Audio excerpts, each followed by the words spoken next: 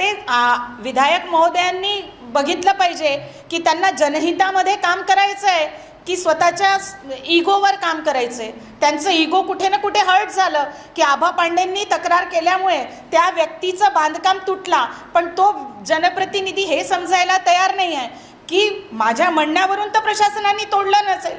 प्रशासनाने जाऊन ती शहानिशा केली. महानगरपालिकेने आधी सांगितलं, पत्रावर लिहिलेलं आहे की पांधन रस्त्यावर तो बांधकाम आहे. तशाच प्रकारे NITने सुद्धा तिथे जाऊन बघितलं. तेव्हा जेव्हा त्यांना आढळलं की तिथे तो जो बांधकाम आहे तो अवैधरित्या आहे, अतिक्रमण केलेलं आहे, रस्त्यावरचं अतिक्रमण आहे, म्हणून त्यांनी काढलं. आता जनता माझ्याकडे आली होती म्हणून मी मीणा साहेबांबरोबर बोलली, परंतु कुठे ना कुठे विधायक साहेबांचा इगो हर्ट झाला.